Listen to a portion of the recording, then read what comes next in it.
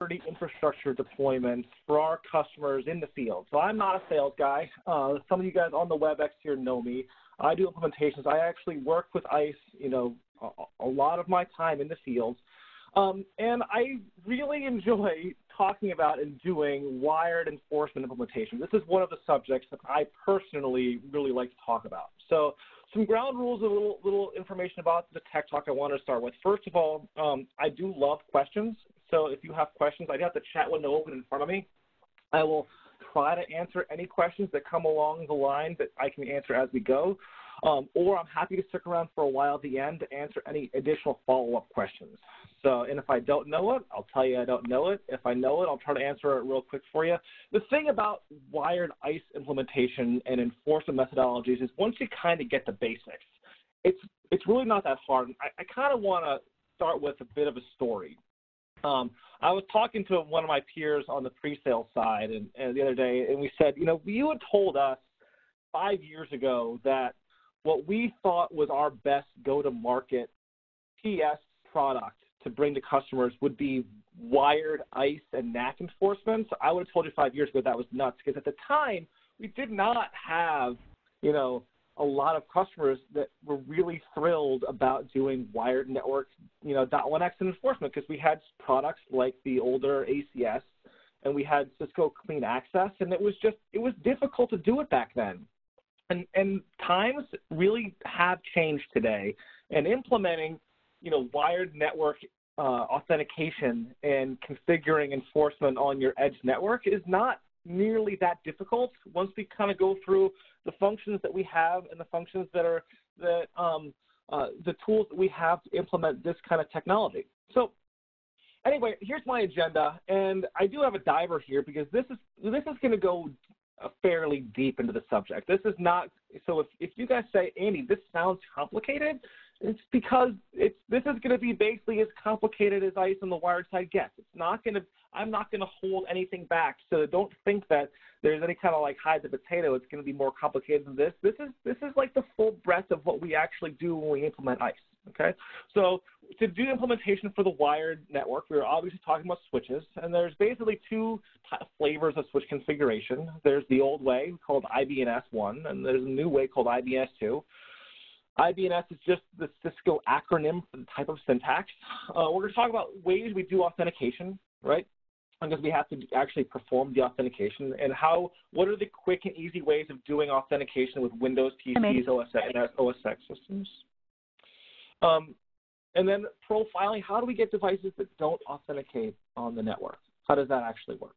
And then lastly, actual methodologies we're going to use, right? So how can we do enforcement? DACLs, VLAN override, and security group tags. And we'll talk a little bit about, how do we get from a monitor mode and into enforcement mode. So, wonderful. Next thing we got, so syntaxes. So those of you who have used ICE in the past, and I hope it's some of you on the call, are probably familiar with the old syntax, the IB NS1 syntax. And this syntax is where we actually have a whole pile of authentication commands that are on your individual switch port. And the kind of challenge with this way of doing things that we had is it did work, but we could only do one kind of authentication at a time. We could do either MAB to start with or .1x. Or .1x to start with, and then MAB. We could only do one at a time. And the reason that was a big deal is that if we plug in a device to a switch port that was doing authentication with .1x, we have to wait for .1x to either fail before it moved on to MAB, or if MAB was going first, for MAB to stop before it went to .1x. We really had usability issues. It meant that it took longer for devices to get on the network, and it came down to this configuration called a TX period. How long did it take for .1x to stop running before it went to do MAB? Okay, and Cisco fixed this with the IB NS2. The IB NS is Identity-Based Network Services configuration, and that's really where we can do what we call concurrent authentications, where the switch will attempt to do MAB and .1x at the same time. Okay, and that's important because no matter what is plugged in, if it's doing MAB and .1x at the same time, it's literally going to to always succeed as fast as it possibly would. Now, if .1x succeeds, then it's going to stop trying to do MAB, and if .1x times out, well, MAB will have already succeeded. So you get a really good user experience. The challenge with this when you actually implement it is that while it is a lot better, there are kind of two things to worry about. One is that you can only do one type of syntax at a time on the switch. So when you say, I have an existing ICE implementation and you're doing the version 1 of the configuration, when you go to version 2, you have to basically implement the entire switch in version 2. And then there's no easy backout except to basically delete all the old config and reload the whole switch to get it back to version 1. It's like not that easy. That being said, if you have good versions of code that are running on your switch, I've not had a problem with IB NS2 in a very long time. So if you're running 3850s or 4500s in your edge, 3.7 code has been great for us. And the 4500 3.6 code has been great for us for iOS XE. Not noted here would be like the traditional iOS switches running the 2960s. Those I've had a very good track record running 15.2 code. I can't make specific code recommendations for every particular customer, but I can tell you that with those versions of code, no one is currently yelling at me. And that is typically my over-under for what is a good version of code, okay? Now, when we do authentication on the wire side, we can't sort of neglect the fact that we do always want to make sure we are actually performing as much strong authentication as possible. So that would include, actually doing 802.1x on your systems, right? And the thing that people usually get hung up on is how hard is it to do really strong authentication in domain systems? And the answer is once you kind of get used to it, if you have, the ability to push GPOs to systems on the wired network, it ends up being very easy. You really only have to configure a couple of settings, and typically it's just to configure machine authentication. There are two broad ways to do authentication on Windows systems. You can do machine authentication, or you can include user authentication. Not going into all the details of this, if you're going from nothing to something, I typically recommend customers do only machine auth. That way, when you're looking at the authentication, you'll say, I know this system is a machine that's on the domain, and I can pretty categorically say that it is not a malicious third-party user, and I should have no qualms about giving it liberal third-party or liberal internal access, and it's not a malicious third party.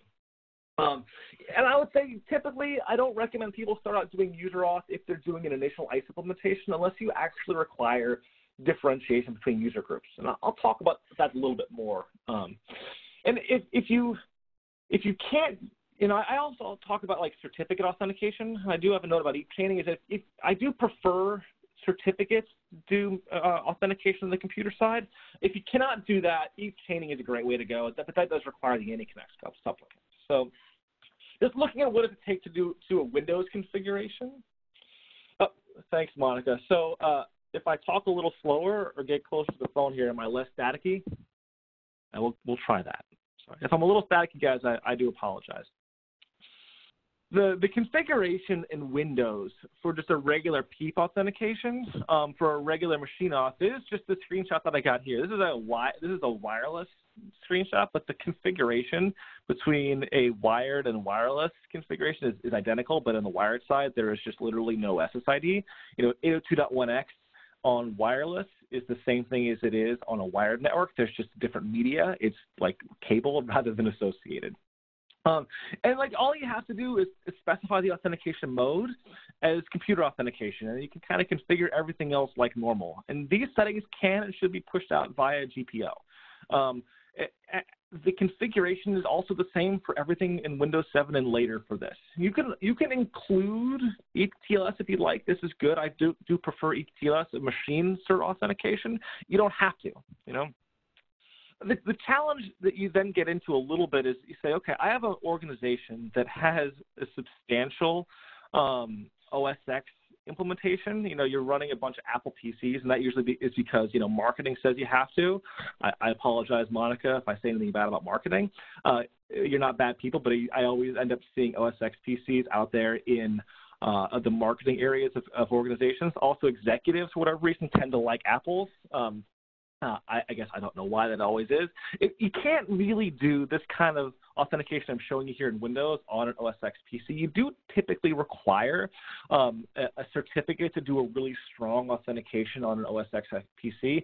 That being said, I tell customers that you should not use, you should not worry that much that it's that hard, because if you have a Windows CA, like a certificate authority in your Microsoft infrastructure, it is not overly burdensome to configure that OS X infrastructure to go in and get certificates from your Microsoft CA. I have here a link on how it actually is done. I'll pull it up right now.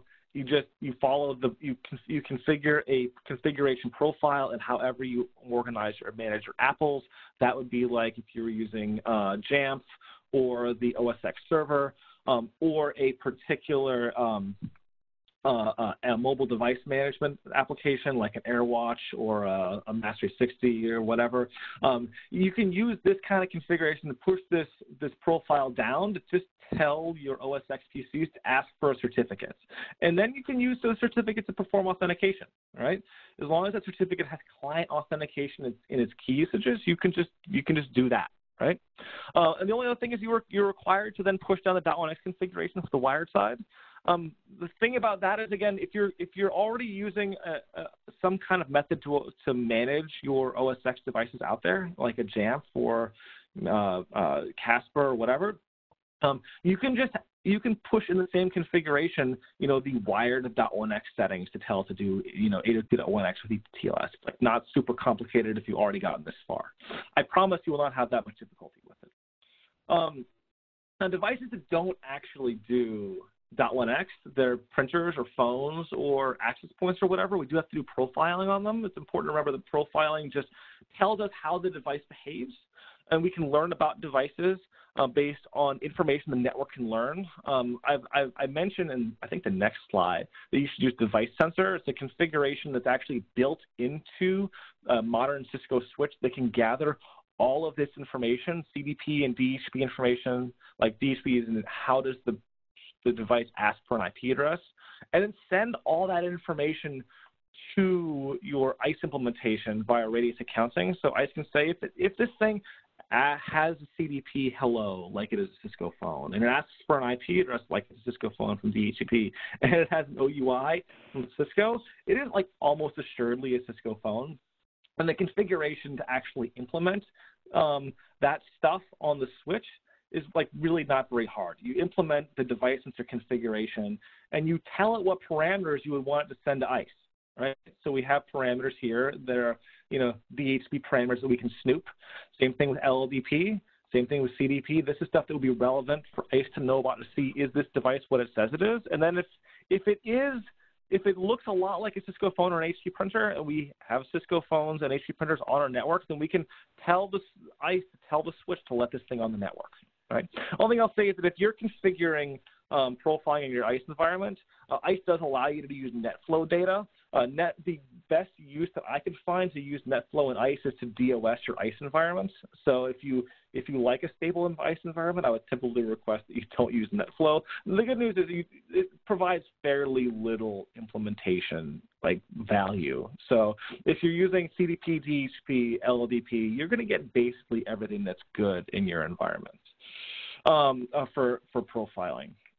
From here, if you're actually going to configure profiling on your ISE environments, logical profiles are now available. They make it a lot easier. I'm going to not talk a ton about this. If you have an older ISE implementation, I think these things came around roughly in 1.4. If you have an older 1.2 ISE implementation, I would highly recommend that you upgrade and start using logical profiles. It makes the management of this easy. I got a great question from Phil out there. What if you use static IP addresses? The answer is you will miss any information that is available via DHCP. It's a great question.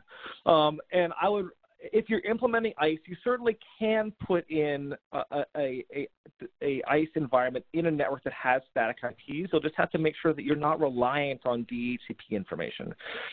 I would also say that, if you require consistent IP addresses on endpoint devices to do profiling, that do profiling, if you said, I could turn on DHCP on this client, but maybe just give it a reserved address so it does have the consistent IP address. You get the best of both worlds. ICE gets to learn all about the device via DHCP, and it has a consistent IP address.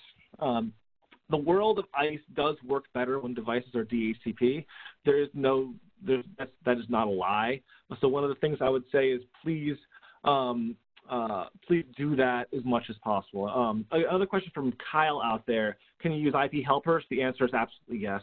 I typically will configure IP helpers along with device sensor just to make sure I hoover up as much information as I can. I mean, this is the template that I use typically in almost all of my implementations. You'll see the top thing here is to use a helper on wherever I happen to be, and I also have a device sensor. So yes, helpers are definitely sufficient. I still like device sensor, but if you want to leave out the device sensor DHCP sensor parts, you certainly could if you're inclined to. Wonderful questions, guys. Keep them coming. Thank you so much. So enforcement. So now that we've done authentication on devices, and we want to apply a policy to them to say they can or cannot go places, there are a couple of different methodologies. The big two are DACL, downloadable ACL, and VLAN override. So a DACL is an ACL that lives in ICE or potentially ACS. ACS did provide a DACL functionality, but primarily ICE these days. And when the device authenticates the endpoint, the ACL can be pushed to that actual edge switch port. So it becomes locally significant on that switch port.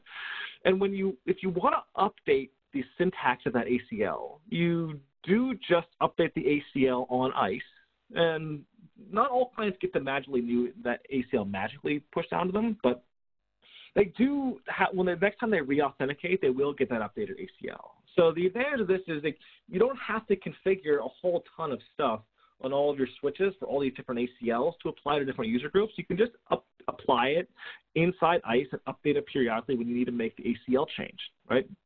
The reason I like this is because it's easy, two, it's cheap, and three, it does what it says it's going to do. We're going to apply a access control policy to that edge session, right? The disadvantage of ACLs is basically in how the ACLs are applied on the switch. So the reason there's limitations is because the ACLs are applied in hardware, and that's good because they do make sure that the packets are then all in line rate, right? So you're not actually going to take a performance hit by using ACLs, but because they're in hardware, there's no logging support. There's no packet logging. If you do a deny on in an ACL rule, you can't log those packets. If you do a show access list, sometimes you can see the counters depending on your switch configuration on the actual model switch you have. But you're not going to get logging in the log buffer to say this packet was denied on this port. That just doesn't exist because it is in hardware. Also, the source has to always be any. You can't do a source-based IP address in the ACL as part of your enforcement methodology.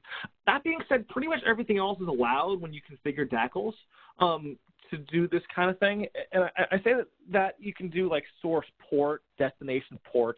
You can do port ranges. You can do TCP, UDP, IP. All those kinds of things are allowed as part of your ACLs. And I basically have 4 ACLs I use for everything. I have an ACL that says deny this client access to the internet, which would say, permit access to all the RFC 1918 IP addresses, 10/8, 172/12, 192.168/16, and then deny everything else. So the device can get to the inside, but not get to the internet. You can have one that says deny internal, right? This would be one that you would want to say a device can't get to the internal network, but could get to the internet.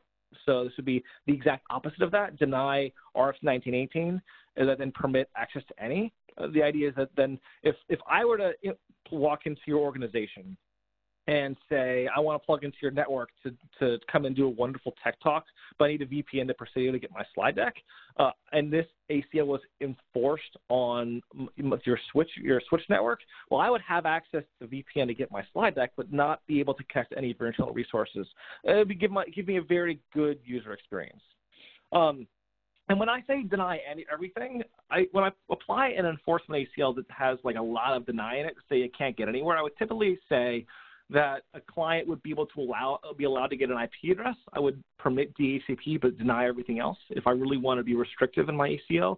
The reason I do that is to our advantage to have DHCP profiling information, and I would not be able to have that information if I did not do permit DHCP. So you've heard that I like DACLs. And so the other option is a big one is VLAN override. You know, you can change the VLAN. So people say I have printers, I want to put them on a printer VLAN. I don't like to do VLAN override. It's not because it's necessarily bad, but there's nothing inherent on a VLAN that does security segregation. If I want to do access control, I would have to do that on an upstream device, like the actual default gateway or an upstream firewall. Typically, customers don't have the time to do a lot of that. So I can put printers on a printer VLAN, but that doesn't necessarily do a lot of security segmentation for us. Also, we're expecting that if we were to learn about a device that's net new plugged into the network, I start out on like a default VLAN, and then ICE realizes this thing is a printer and switches its VLAN. Well, we have to rely on that device being smart enough to know that its VLAN is switched, and I need to re-IP myself, because switching VLANs can be service impacting in that case. So it's important to remember the behavior with that, and that VLAN override is not necessarily bad in every case. If you say I actually have firewall policy that I'm using to differentiate between users in my data center, well, this could make a lot of sense, but it's not necessarily going to provide you a lot of security unless you've done that kind of homework. If you want to implement ICE in a wired infrastructure that does not have a ICE infrastructure today, it's two steps. It's monitor mode and then enforcement mode. Monitor mode basically means that anything we plug into the network, I'm going to have ICE control the port, but I'm going to basically put a permit any ACL on the end of it, so that if I don't match a policy, if it doesn't authenticate, something is broken, I'm still going to let the thing on the network. I can still get logs in ICE to see what's happening, and everything will be hunky-dory in the wired network. To go from nothing to monitor mode typically is service impacting. So we would implement the ICE configuration on a switch port in the maintenance window. But once we have ICE control and we can get logs and we can see devices on the network, to go from monitoring to enforcement is not a service impacting. And you can go back and forth pretty regularly. So if you start out in a monitor mode and say, Andy, I'd like to switch to enforcement, I think I've got all of my devices authenticating properly in ICE, I would typically say, okay, just make the switch at lunchtime. And I would typically just have groups of switches in network device groups in ICE, and I would just switch them from a monitor mode switch group to an enforcement mode switch group. And that's pretty much it.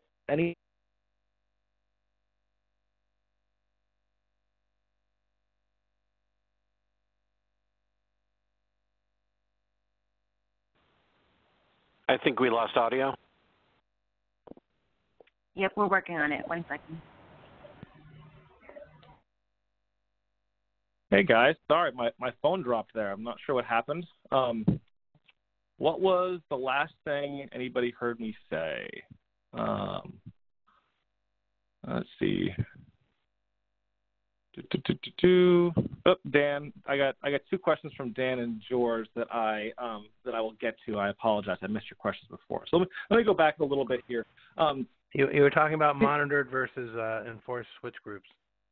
Cool. Yeah, perfect. Thank you so much. Thanks, Dave. So yeah, the actual action of switching between these guys is just changing the switch group membership, and any existing authenticated sessions on that edge switch are maintained. It is not it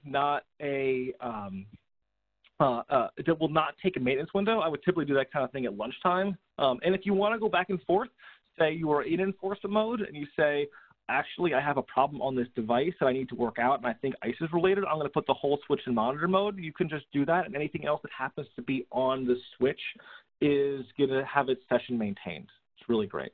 So also, because ICE is configured per port, when you do the wired configuration, and you say, listen, I have this weird thing, and it ends up being like a time clock, or maybe like a science device if you work in a pharmaceutical company, and the thing that doesn't behave well when you try to do authentication or anything interesting on the port, you can just leave ICE off of that port. You can provide other security on the port, like port security with Sticky Mac or something like that, and that is totally plausible. So Dan asked me privately a question about, is it good to use .1x or sponsor portal if we have a vendor on the hardwire? I'm going to take that question later, Dan. I think it's an excellent question. I don't think I can answer it quickly. George Owen asked me about TCAM exhaustion of the switch. Do DACLs potentially exhaust switch TCAM? The answer is yes. But the number of lines it takes to actually impact the performance of the switch depends on the switch model.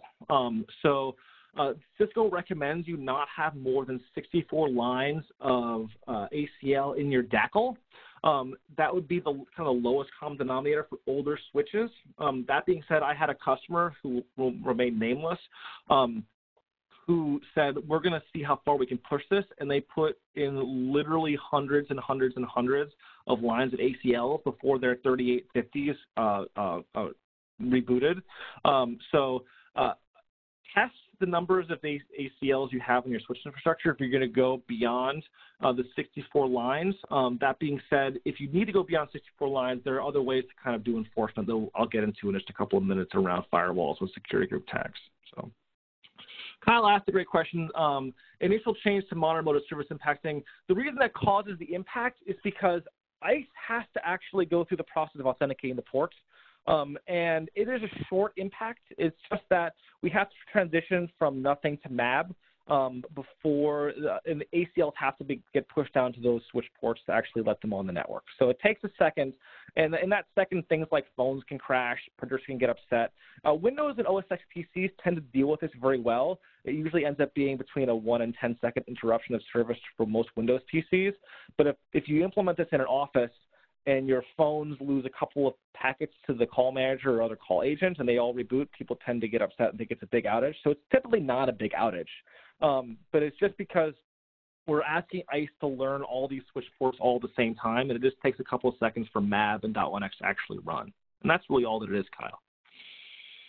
Hope that answers your question. So yeah, we'll just do, so the actual rules look like this. Down here if you have an ICE environment. So if you're doing MAB, you have a group of switches that are in monitor mode and a group of switches that are in enforcement mode. And these different wired monitor and wired enforcement results are just different ACLs, right? And on the right side here, we've got different security group tags that I'm actually applying. So when you say enforcement, when we say we're failing the devices, they're not matching an authentication a rule that will give them liberal internal access. We do have just a couple of options. You know, like I said, there's a simple DACL we can provide. We can give them VLAN override, or we can give them web authentication. We could try to make them log in, kind of like wired guesses. It's the same design you would have for a wireless ICE guest implementation. You could just implement that on the wired side. You can allow guests to authenticate via sponsor credential that they were given, and they can also get an AD authentication. You can have someone who happens to have an AD account log in with their AD group. And based on those different group memberships, they can have different ACLs applied to them. So George, you're not out of sync. I had a question from George. Do you recommend .1x on Cisco IP phones instead of profiling? Let me take that question a little bit later. It's an excellent question. The answer is I don't recommend either specifically, but we'll talk about that a little bit. It's a really great question. Other kind of enforcement I just want to talk about is not just on the edge switch port, but SGT. You guys have probably heard about secure group tags. Cisco's had this feature for a while, and we can apply tags on the edge session of a device, and then based on that tag information, we can apply that upstream on other devices. And I'm specifically thinking about, in our case here, like a firewall, like a Cisco Firepower firewall, either with Firepower Services or FTD, or something like a WSA. You can apply these tags, and all different kinds of enforcement can happen. You can also apply enforcement on like a core switch by what's called an SGACL. I'm going to skip talking about that because it's not that common and popular, and a lot more people have Firepower firewalls than are prepared to do SGACLs. So the idea is is if you want to say, I'm going to use a secure group tag and apply a policy on a firepower firewall, you just have to tell the firepower firewall what the tags are and what IPs of the endpoints are associated with those tags. And then the firewall can then apply policy. And the way you tell the firepower firewall about that information is via PXGrid. PXGrid is just a protocol that can be utilized between ICE and stuff. When I say stuff, I mean Cisco stuff and not Cisco stuff. Firepower, WSA, StealthWatch, but other non-Cisco stuff like Checkpoint. God forbid if anyone out there has a Checkpoint firewall. Splunk has plugins for that. A whole ecosystem is around PXGrid, and all you have to do really is generate the right kind of search, and then you can have the two devices, in this case, Firepower and ICE, exchange contextual data. So the ICE will publish the IP address and tag and a bunch of other stuff about the device. Maybe it's profiling information, maybe other TrustSec information, and ICE can also receive what's called EPS. So ICE can be told to quarantine a device potentially. Not that common, but it's plausible. And the idea is, in Firepower, we can take those ICE attributes, a particular tag like quarantine systems down here, or PCI servers that you're applying a tag to, or a profile, and then actually take enforcement actions. An example I would have is there's no real reason a Cisco IP phone would necessarily need to go to the internet. So if we had a Firepower-enabled firewall that is on the edge of your network, like a typical edge firewall would be, and you want to prevent a compromised IP phone from phoning home to a command and control server, we could just tell the firewall to say, look, anything that we know is an IP phone based on ICE attributes, block its connection to the internet. Right? That's wonderful. That prevents that phone at home. Or if we are going to quarantine a device, we can say, put a quarantine tag on this device and then deny it access to the internet, right? That's totally plausible. So, and the other thing is if you wanted to do this with WSA, if you guys are Iron Fork customers out there, and you're sick of doing browser auth because there's lots to not like about browser authentication, you can take that PXGrid metadata about IP addresses and who the user is and use that instead of browser auth. So if you have an ICE-enabled network and you wanted to apply proxy policy based on this, you totally can. And that gives the users a potentially a lot better experience. You don't have to worry about setting up Chrome and Firefox to do browser authentication or enforce users to only have IE, because nobody seems to like ID that much. They would much rather do something like PXGrid. I got a great question here from Dan. Will a Palo Alto handle SGT? Can you do speaker/listener config on a Palo Alto firewall? The answer to that is today, no. There is no SGT integration directly into a Palo Alto. Although there is a GitHub project to integrate that, it is not like nearly prime time. If you wanted to do identity firewalling on a Palo Alto, there are integrations for that, and we should talk about that offline, Dan. There's a lot you can actually do directly with ICE and Palo Alto that is not super difficult, but it is not SGT. So. That is all that I had in this presentation, and I have a couple of questions I want to circle back to. So I had one from Dan. If a vendor needs to go hardwired, is it better for them to use 802.1x or a sponsored portal? And I presumably believe you mean, Dan, can they do a web authentication? And the answer is it mostly depends on your ability to configure the actual vendor's computer to do .1x. My guess is if your vendor is someone like Presidio, who already does wired .1x, it's going to be difficult for you to authenticate their domain credential onto your network. Now, if they don't have a .1x public configured on the wired side, then you could make them do .1x. That's plausible, but it gets dicier. So we would most often see a wired authentication with a web auth. If you needed to do differentiated access based on the vendor. But it really depends on what your vendors let you do to them. If it was my network, I would certainly prefer .1x. In the real world, we end up seeing more web auth there. Hopefully that answers your question. And George asked me the question, do I recommend .1x with IP phones versus profiling? I do a lot more profiling. I actually was just talking to Monica literally 3 days ago about doing a tech talk on actually setting up .1x with Cisco IP phones, because it's not a particularly popular implementation, mostly because voice guys are not always security guys. And we would have to configure the phones to do .1x. Most typically, we would do ETLS, where we actually push search to those phones, and we just have to make sure that the voice guys were comfortable doing that kind of thing. And we were strong enough in our integration that we didn't think we would get any failures, because people get mad when their phones don't work. So if you can pull this off, I think it's great to do .1x. Most customers can't pull it off, and it's not because that it's that hard. It's just that there are more moving parts than we're used to. So if you can pull it off, I would say definitely do it. And maybe I'll even do a tech talk to talk about it. But if you think that it's difficult or you're worried about other things, I would say, you could do profiling and then just configure an appropriate DACL that restricts that phone's access. So got a question from Sai.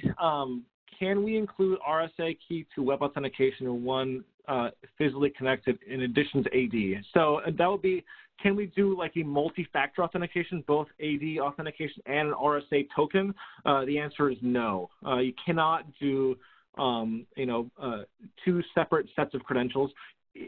RSA integration to ICE is completely supported, is absolutely supported.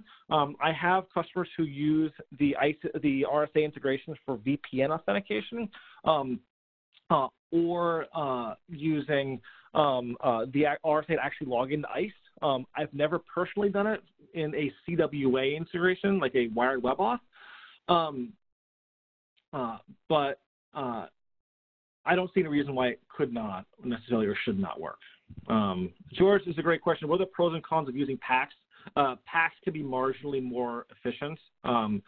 So I like efficiency, so I'll usually turn on PACs. I don't see any reason cryptographically that they're insecure. If you don't want to deal with PACs, or you don't, you have some reasons not to use them, I would turn them off. But my general standpoint is to turn them on just for efficiency's sake. Okay.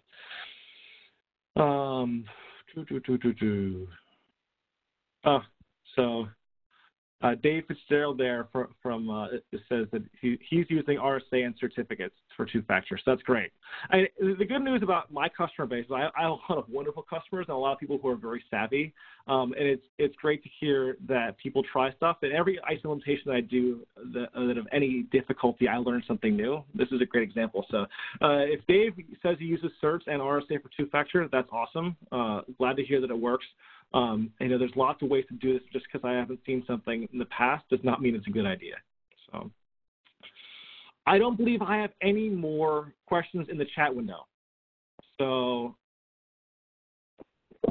ISE Scalability. So George Owen has a question about ISE Scalability. George, you want to unmute yourself and just, or Monica, you unmute George Owen, and he's on a roll here with questions that I love.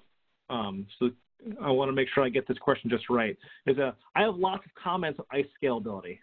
I guess my question back to George would be, more specifically, what are you worried about? Just getting ready to try and push it out across a large enterprise here, and worried about, it's a centralized implementation initially on real appliances, and I'm just concerned how we know when we hit the point of we have to expand hardware or virtual servers. Yeah. So, so ISE Scalability numbers are judged by the number of concurrent authentications. So sometimes it's hard to know exactly when you're going to hit that number. The question I would have is, can you count the number of MAC addresses you would have in the live ARP table during the peak business hours? That'll give you a good idea of how many MAC addresses you're going to have authenticated on your system during those peak hours. If you start out with, say, like a 6-node cluster where you have 2 admin, 2 monitor, and 2 policy nodes, and you're using the larger appliances, that's each one of those policy nodes should be able to handle 40,000 concurrent authenticated sessions at the same time without any hiccups. if you're worried about sort of long-term scalability of the architecture, most of my customers would implement like a load balancer in front of that. So if you had an F5 or a NetScaler or, really whatever load balancer choice you have, go ahead and stick a VIP in front of there. So when you want to add more capacity, it's just the exercise of adding more physical nodes or VMs, if that's possible. Does that make sense? Absolutely. That's great. Thank you. Yeah. And I would say don't hesitate to use load balancers, right? I mean, if you have load balancers, put them in front of your policy nodes. I mean, it's well documented on how to set up F5s with ISE, and I've had a variety of customers a lot of success doing that. And that could, if you're not sure you're going to use it and you have the capacity, go ahead and use it. And that way, when you want to do additional capacity later, it's not a big deal. How do you deal with modern mode rollouts where endpoints have unmanageable .1x deployed and they fail authentication? So is there anything easier between IB NS1 and IB NS2 when you have a configuration, an endpoint that's unmanageable? The answer is no. The rules don't change for IB NS1 and IB NS2 that I know of. There's nothing that I could do different between those two in that kind of configuration. So IB NS2 is for me, has been strictly, can I provide the users an overall better experience? But it doesn't fix any issues that we have with unmanageable devices. Dan asks, when configuring EAP chaining, do I prefer AnyConnect supplicant or would I rather use the native client in Windows? The answer is you can only use AnyConnect. EAP chaining is a Cisco proprietary methodology that's a part of EAP-Fast that you cannot use in the native supplicants. And the kind of long story is that a RFC was developed called TEAP, tunneled EAP, that would be kind of a replacement for EAP chaining. And I'm sure Cisco would implement it if people wanted it. The problem is Microsoft and Apple have not bothered to implement it in their supplicants. So if you're like me and want to use, more robust EAP methodologies that does not require AnyConnect, we should complain in group to Microsoft and say, can you just implement TEAP? It's an RFC, and everybody else can have a better time authenticating. So to answer your question directly, Dan, you got to use AnyConnect. And then Sai, AnyConnect for two-factor using AD and RSA, is it possible? Inside for remote access VPN, the answer is yes. Probably not in the same exact authentication session on the ASA. I would set up AD directly with LDAP and then RSA back to ICE or something like that. But it is possible for AnyConnect with VPN. Probably not for .1x specifically, because .1x can only handle one credential at a time. Cool. More questions for wired. Yeah. So yeah, if you're going to do 802.1x, you cannot do AD and RSA at the same time. And also you probably could not do it for, not for, if you're using AnyConnect, that would presumably be .1x. So you cannot do AD and RSA at the same time. And I guess, Keith Jones, are you going to do the next tech talk about wired posture? No? I got a heckler here in the chat window. Monica said I might not got one. Can a DACL be built dynamically by looking at the AD group a user belongs to and building a custom DACL for the user based on access to be allowed for each group membership? The answer is no. You have to write your own DACLs. No. It's a great question. Thanks, Monica, for bringing it to me. You actually have to write each ACL, and the ACL then can be applied based on AD security group. So no, unfortunately, there's no intelligence that can be built into that, and the API currently existing in ICE, I do not believe allows you to automate ACL creation. Although I've asked for it, I expect it will come one day. It does not exist yet. So cool. More questions. These are great. These are really wonderful questions, guys. Or is that the end? Have I exhausted everyone? It all right, looks Monica. like that's all the questions on. Oh, it looks like we've got a new one from Jeremy. Okay. I don't see it yet in my chat window. Did it go to you or did it go to all? Can ISE.1x and VMware NSX work together? That's a great question. Yeah, the direct answer to that is no. So ICE is going to be a enforcement tool you use on your edge network for clients, and NSX is going to be enforcement in your data center. So different tools for different things. There are integrations between ICE and ACI, where you can apply versions, different SGACLs into your ACI environments or trade metadata via pxgrid. Not widely deployed. It is possible. But definitely nothing that I know about coming in NSX. So I got two questions on what the best base version of ICE is these days. I really like 2.3. 2.3, I have on a couple of different releases. I am using patch 1. 2.2 was a pretty rough release for us. I don't think there's any secret about that. I did not hear a lot of the kind of great success I would normally hear about ICE implementations on people using 2.2. So if you're on 2.1, there's not a ton of difference between 2.1 and 2.3. If you're on 2.0, I'd probably look to upgrade to 2.3. And if you're on 2.2, I would certainly go to 2.3. But there's nothing for me that says to anybody they should not upgrade to 2.3 if you're inclined. No one's yelled at me about it. It's been good for us so far these days. Customers seem to like it. It does work well. 2.2 is one release that I would probably try to avoid these days.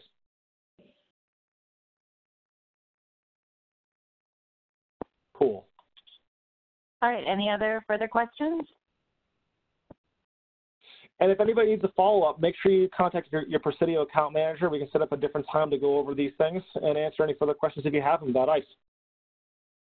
And if you have any other questions or would like a copy of the presentation, also feel free to email us at techtalk@presidio.com. Thank you so much, Andy, for the insightful presentation and discussion, and thank you, everyone, for joining us.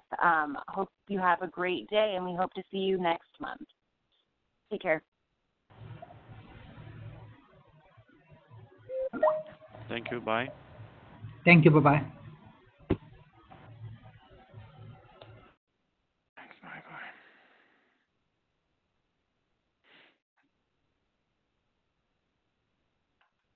Bye.